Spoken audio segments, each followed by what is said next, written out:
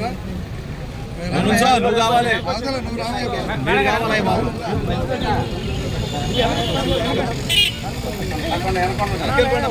Doctor Ambedkar, जोहार doctor Ambedkar, जोहार doctor Ambedkar, जोहार डॉक्टर अंबेडकर, अंबेडकर आशयालने, अंबेडकर आशयालने, जोहार डॉक्टर अंबेडकर। అందరూ పూలేసి నివాళులు అర్పించవలసిందిగా కోరుకుంటున్నాం.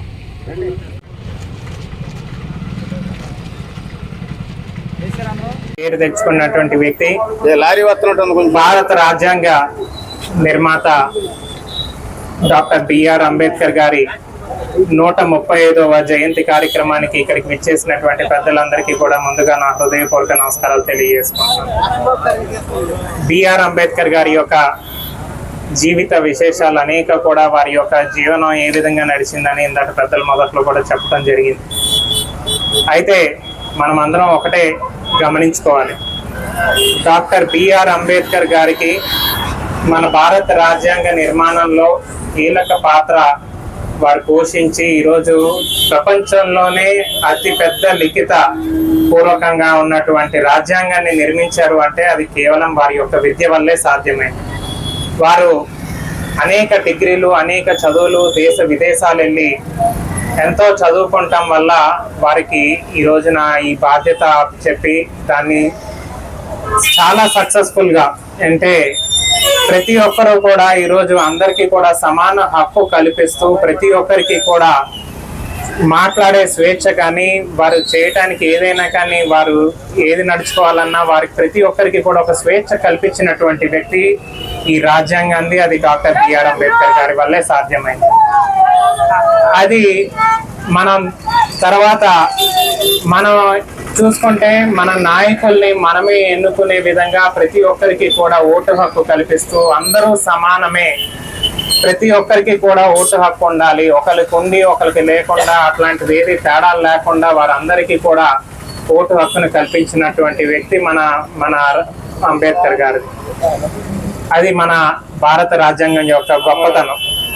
కనుక దాని ద్వారా ఈరోజు మన ప్రధానమంత్రి నుంచి ఏంటి, ముఖ్యమంత్రి ఏంటి, మన శాసనసభ్యులు కానీ, మా పార్లమెంట్ సభ్యులు కానీ, మన సర్పంచ్, చివరికి మన వార్డు మెంబర్ని కూడా ప్రజలు ఎన్నుకునే విధంగా ప్రతి 5 సంవత్సరాలకి మార్చే విధంగా వారు రాజ్యాంగాన్ని ఆ విధంగా రచించడం జరిగింది.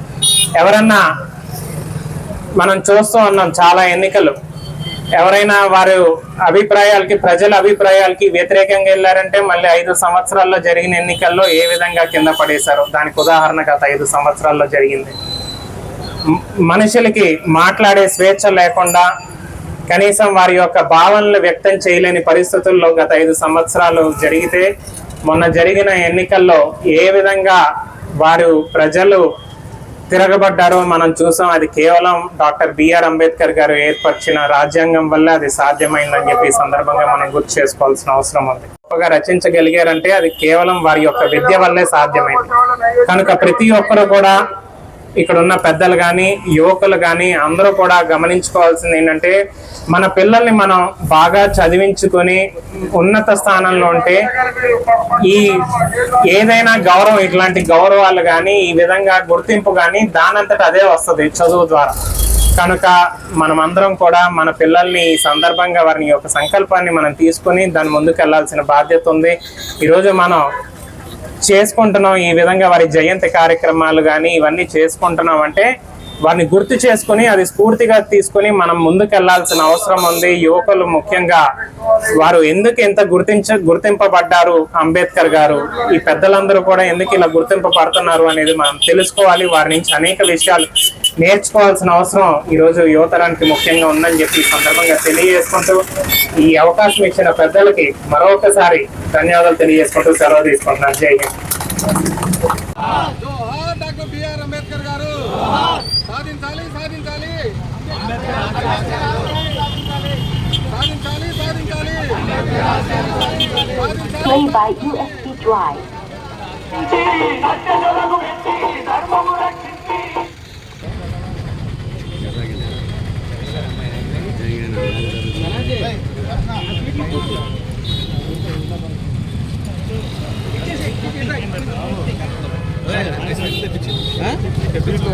లడ్డూలు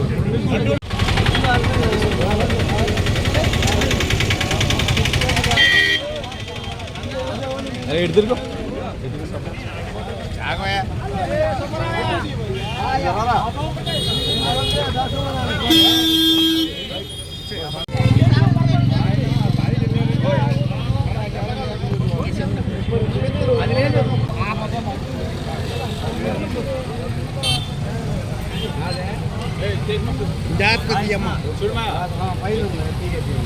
అమ్మాయి బట్టి నెంబర్ 1